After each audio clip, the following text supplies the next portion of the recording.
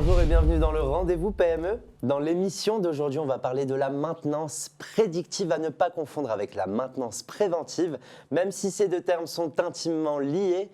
Une étude du cabinet McKinsey montre que la maintenance prédictive permettra aux entreprises d'économiser 630 milliards de dollars d'ici 2025.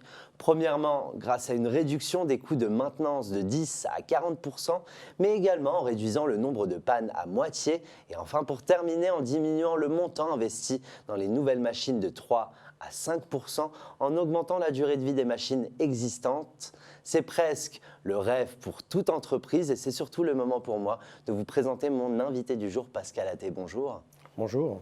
Alors vous êtes le président et fondateur de la société Waterf. Première question, qu'est-ce que la maintenance prédictive brièvement ? Alors la maintenance prédictive, c'est une maintenance qui est basée sur l'analyse du passé. L'analyse du passé permet d'identifier les schémas de panne dès le départ en fait, quand il y a un prémisse de ce schéma qui réapparaît, de pouvoir prévenir qu'une panne va se produire. Donc la grande différence par rapport aux autres maintenances, c'est qu'on se base sur de l'analyse statistique grâce à des nouveaux outils comme l'intelligence artificielle et par l'apport de données telles que celles émises par les objets connectés qui aujourd'hui sont beaucoup plus performants et nous permettent en temps réel de récupérer suffisamment d'informations pour justement optimiser encore davantage cette maintenance prédictive. Alors justement, selon vous, pourquoi est-il plus judicieux de se tourner vers la maintenance prédictive plutôt que la maintenance préventive ou curative par exemple ?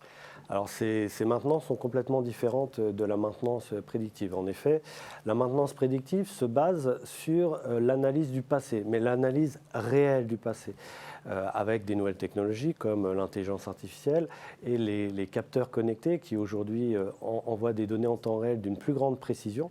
Et donc cette maintenance prédictive ne va pas être établi à partir de recommandations constructeurs.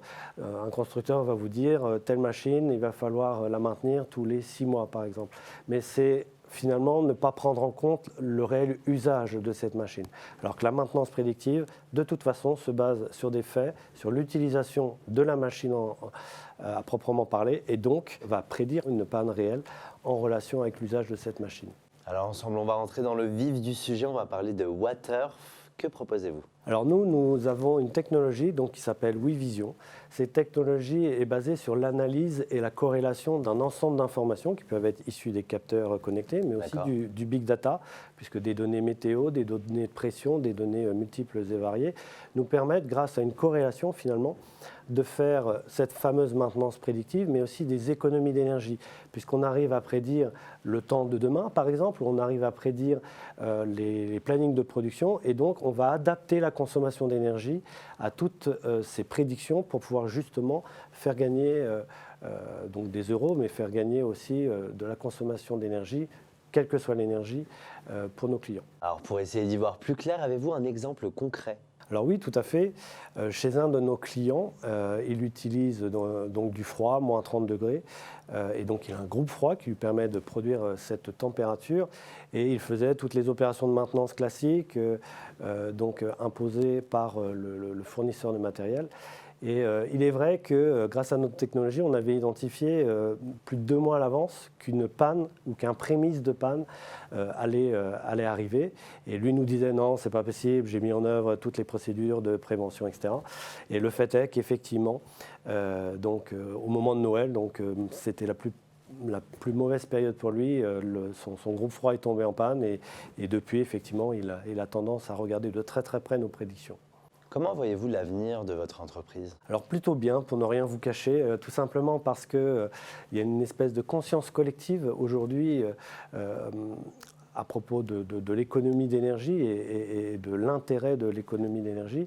Et puis il faut dire, aujourd'hui, l'État nous aide beaucoup, l'État nous aide grâce aux subventions, mais nous aide aussi grâce aux nouvelles contraintes. Pour ne rien vous cacher, depuis le 1er janvier de cette année, donc c'est très récent, il y a un décret tertiaire qui est apparu et ce décret tertiaire impose à toute société qui a une activité tertiaire avec des locaux de plus de 1000 m² de faire toute une démarche très complexe et de pouvoir justement justifier de son planning d'économie d'énergie. Et c'est en ça que notre technologie peut l'aider, parce qu'elle va complètement lui simplifier toute la récupération des données, va lui permettre également de produire les statistiques et la stratégie d'économie d'énergie nécessaire à la tenue de ce plan d'économie d'énergie, et donc à justifier auprès de l'État qu'il y a bien une démarche d'économie d'énergie. Juste pour préciser, quand même, les objectifs sont très importants. D'ici 2030, l'objectif est d'atteindre moins 40% sur les consommations d'énergie, 2040 moins 50 et 2050 moins 60. Donc c'est quelque chose de très très important. C'est ambitieux surtout. C'est très ambitieux, et donc il faut de réels outils pour pouvoir traiter ça de façon automatique, plutôt que d'engager de nombreux collaborateurs qui vont passer leur temps à finalement traiter de la donnée sans beaucoup de valeur ajoutée. Eh bien, c'est noté. Merci Pascal Atté d'avoir accepté mon invitation. Merci Imad. C'est la fin de l'émission. Merci de nous avoir suivis. Quant à moi, je vous retrouve très prochainement pour un nouveau numéro du Rendez-vous PME. À bientôt.